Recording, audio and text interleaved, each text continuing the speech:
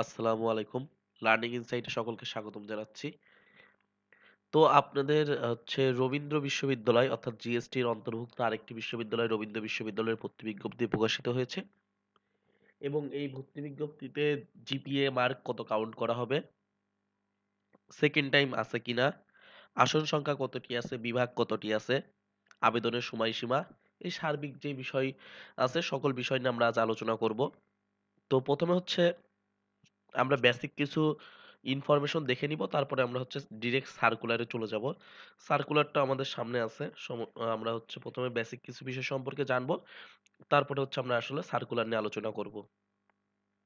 তো প্রথমে বিষয় আবেদন ফি 650 টাকা নির্ধারণ করা হয়েছে। তো যারা আবেদন করতে চান তাদের 650 টাকা দিয়ে আবেদন করতে হবে। আবেদনের সময়সীমা 30 নভেম্বর থেকে, অর্থাৎ আগামী 2 দিন পর থেকে আপনারা আবেদন করতে পারবেন। 15 ডিসেম্বর পর্যন্ত আবেদন করা যাবে। সেকেন্ড টাইম অর্থাৎ রবীন্দ্র বিশ্ববিদ্যালয়ে সেকেন্ড টাইম আছে, অর্থাৎ যারা 2020 সালে এইচএসসি পাশ করেছে, এর পাশাপাশি যারা 2019 সালে এইচএসসি পাশ করেছিল অর্থাৎ ইন্টারমিডিয়েট পাশ করেছিল, সকলে এখানে আবেদন করতে পারবেন। মোট আসন সংখ্যা এখানে 150টি এবং বিভাগ আছে 5টি। আমরা আসন এবং বিভাগ সম্পূর্ণ ইন ডিটেলস দেখব। তো প্রথমে আমরা একটু চলে আসি।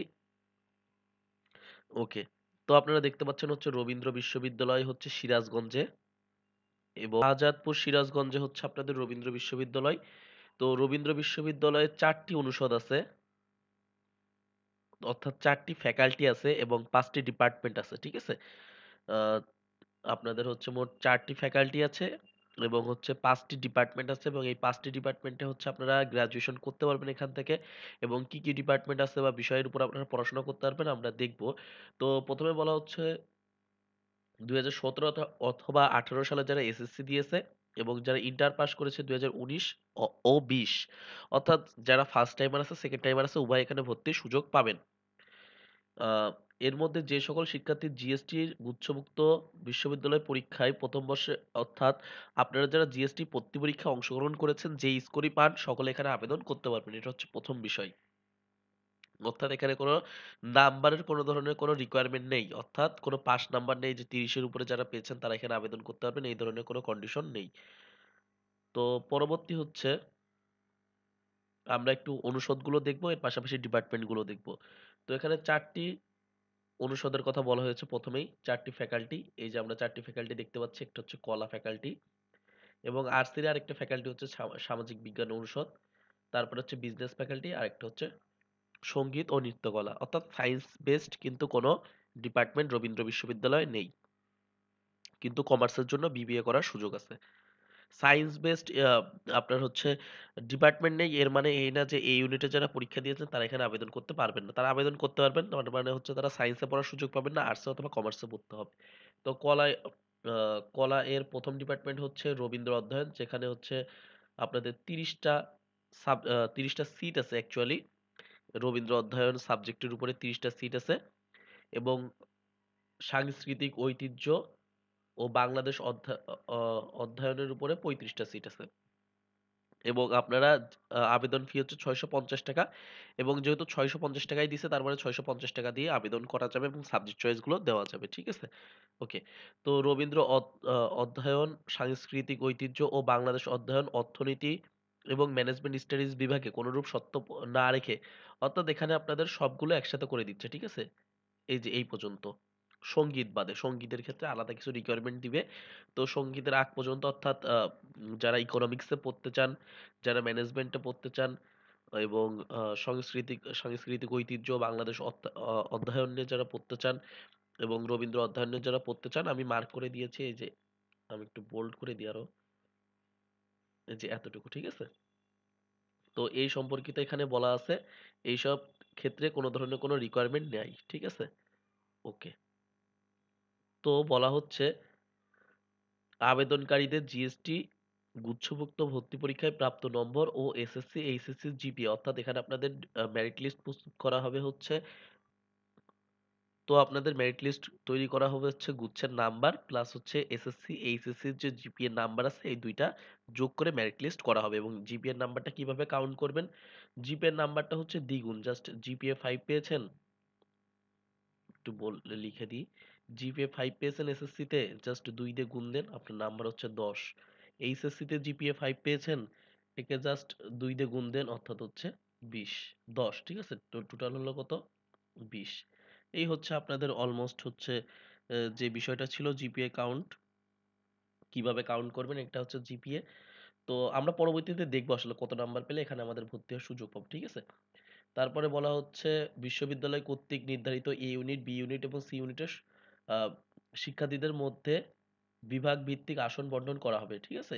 এবং এ ইউনিট, বি ইউনিট, সি ইউনিটের জন্য আপনাদের আলাদা আলাদা আসন রাখা হবে, ঠিক আছে?